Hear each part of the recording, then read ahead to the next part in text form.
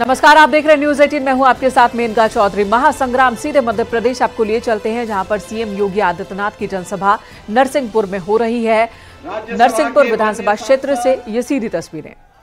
श्री कैलाश सोनी जी गाडरवाड़ा से भारतीय जनता पार्टी के प्रत्याशी माननीय सांसद राव उदय प्रताप सिंह जी, तेंदुखेड़ा से श्री विश्वनाथ सिंह पटेल जी, निवर्तमान विधायक श्री जालन सिंह पटेल जी, जिलाध्यक्ष अविलाश मिश्रा जी, गोटे गांव से श्री महेंद्र नागेश जी, श्रीमती ज्योति नीलेश काकोड़िया जी, सुशीला उमार जी, नीरज दुबे जी और भारी संख्या में नरसिंहपुर विधानसभा क्षेत्र की आज की सभा में उपस्थित नरसिंहपुर से जुड़े हुए सभी उपस्थित भाइयों और बहनों, इस पावन धरा को नमन करते हुए मैं आप सबका हृदय से अभिवादन करता हूं। भाइयों बहनों, ये मेरा सौभाग्य है कि भगवान विष्णु के एक मानवीय अवतार प्रभु श्री राम की पावन धरा से आज मैं भगवान विष्णु के ही एक महत्वपूर्ण अवतार भगवान नरसिंह की इस पावन धरा पर मां नर्मदा के तट पर आप सबसे संवाद करने का मुझे सौभाग्य प्राप्त हुआ है। भाइयों बहनों, मैं इसके लिए माननीय श्री प्रहलाद सिंह पटेल जी को हृदय से धन्यवाद देते हुए उनका आभारी हूं कि उन्होंने मुझे इस अवसर पर यहां बुलाया है। भाइयों बहनों, हम सब जानते हैं मध्य प्रदेश में कांग्रेस की अराजकता, गुंडागिर्दी और भ्रष्टाचार के खिलाफ नंगे पैर संघर्षों से तपा हुआ कोई योद्धा है तो वह नाम है प्रहलाद सिंह पटेल का। और किस भीषण स्थिति में इन्होंने उस समय संघर्ष किया था जब साधन नहीं थे। केंद्र और राज्य में कांग्रेस की सरकारें हुआ करती थी, कोई उनके खिलाफ आवाज उठाने वाला नहीं मिलता था। और तब संघर्ष के साथ साथ जब राम जन्मभूमि आंदोलन के लिए अभियान चला था तो हमें याद है प्रहलाद जी की उस समय दाढ़ी और उनके बाल इतने लंबे थे। हमने कहा भाई आप तो साधु हो गए क्या? उन्होंने कहा नहीं, ये मेरा संकल्प है, जब तक गुलामी का ढांचा नहीं हट जाएगा तब तक मेरा ये संकल्प इसी रूप में आगे बढ़ेगा। और भाइयों बहनों, अब तो अयोध्या में भगवान राम का भव्य मंदिर बनकर के भी तैयार होने वाला है और 22 जनवरी को अयोध्या में प्रधानमंत्री मोदी जी के कर कमलों से 500 वर्षों के इंतजार को समाप्त करते हुए रामलला अपने भव्य मंदिर में विराजमान होंगे। हम सब राम भक्तों के लिए एक गौरवशाली क्षण होगा और इस अवसर पर आपका आह्वान करने के लिए मैं आपके बीच में विशेष रूप से उपस्थित हुआ हूं। भाइयों बहनों, प्रहलाद सिंह पटेल जैसे कार्यकर्ताओं ने उस कालखंड में संघर्ष किया था अपना पूरा जीवन। उन्होंने कभी नहीं सोचा कि मैं सांसद विधायक बनूंगा, कभी नहीं इस संकल्प के साथ लड़े कि हम लोग केंद्रीय मंत्री बनेंगे, हम लोग राजनीति में होंगे। केवल एक ही संकल्प था कि हमारे प्रभु के किसी कालखंड में अगर विदेशी आक्रांताओं ने उस स्थान पर मंदिर को पवित्र करके प्रभु के मंदिर को वहां पर तोड़ करके समग्र समाज को अपमानित करने का कार्य किया था, अगर मैं भी अपनी ओर से कुछ आहुति दे सकूंगा तो मेरा जन्म और जीवन धन्य हो पाएगा। और भाइयों बहनों, वह संघर्ष आज रंग ला रहा है और उसी संघर्ष के लिए इस धरा को नमन करने के लिए मैं विशेष रूप से आपके पास आया हूं।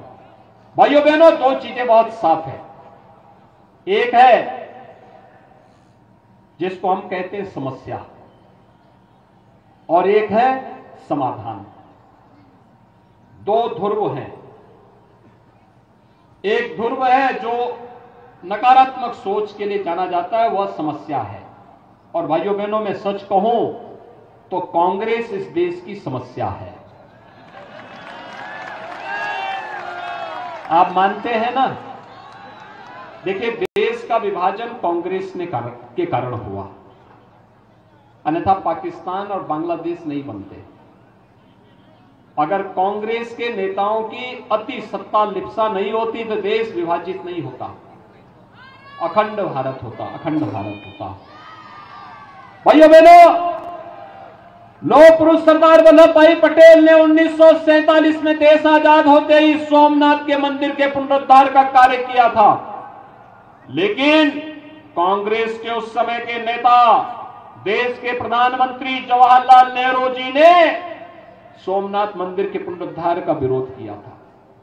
कांग्रेस चाहती नहीं थी कि राम मंदिर का पुनरुद्धार हो, सोमनाथ के मंदिर का पुनरुद्धार हो। कांग्रेस समस्या देने वाली थी।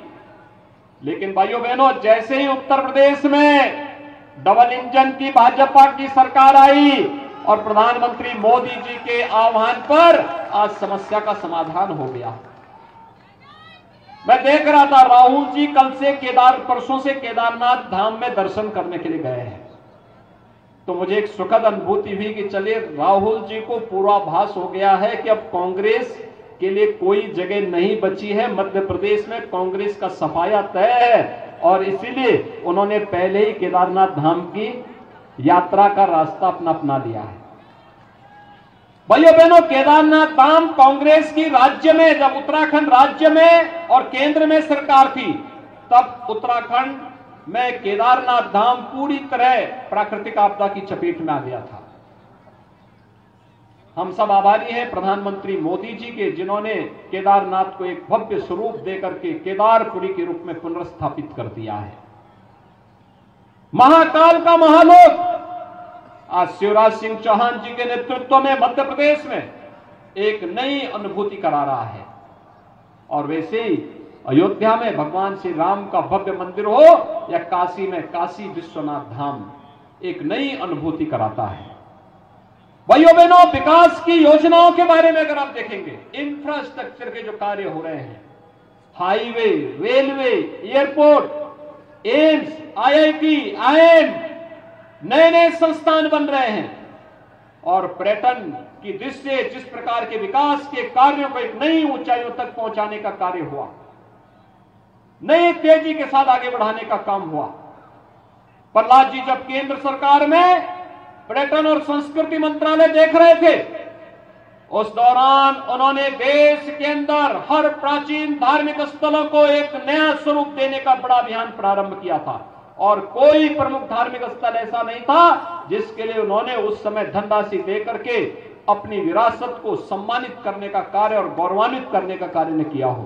भाइयों बहनों, एक लोगों के मन में एक लालसा होती है।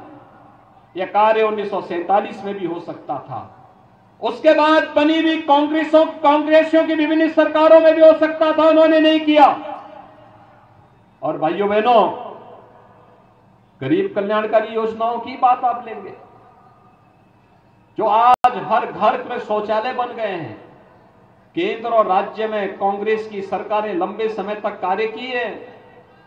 यह कार्य कांग्रेस भी कर सकती थी, हर घर को आवास दे सकती थी, हर गरीब को आवास दे सकती थी, हर घर में बिजली के कनेक्शन दे सकती थी, हर गरीब परिवार को स्वास्थ्य सुविधा का लाभ दे सकती थी, हर गरीब को उज्ज्वला योजना का कनेक्शन दे सकती थी। लेकिन कांग्रेस का कभी एजेंडा विकास नहीं था, लोक कल्याण नहीं था, एक परिवार का कल्याण था। और इससे बाहर कभी नहीं निकल पाए। और भाइयों बहनों, आज इसीलिए हम सब आपके बीच आए हैं। भारतीय जनता पार्टी ने जो कहा वो करके दिखाया, समाधान किया, और समाधान को निकाल करके आपके बीच में लाने का कार्य अगर किसी पार्टी ने किया है, वह भारतीय जनता पार्टी ने किया है।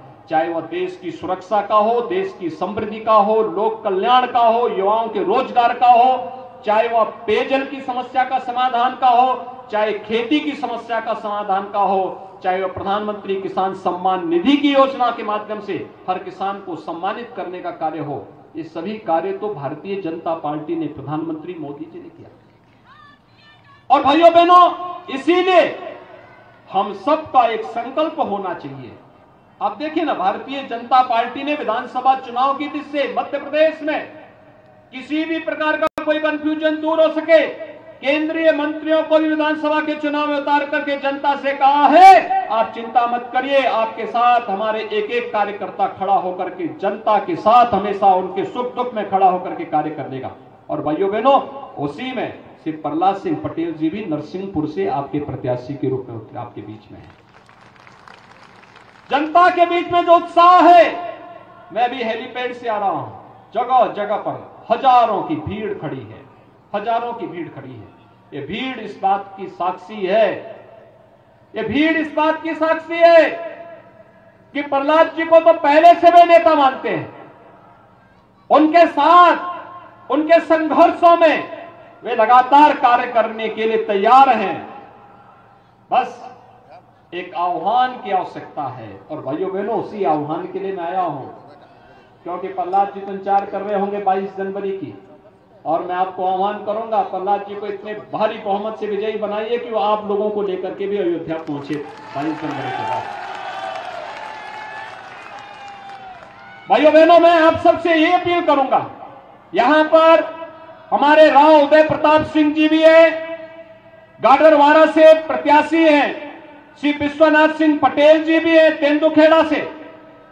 इन सभी प्रत्याशियों के लिए भी, और महेंद्र नागेश जी भी हैं गोटे गांव से। ये सभी हमारे प्रत्याशी आज यहां पर खड़े हैं।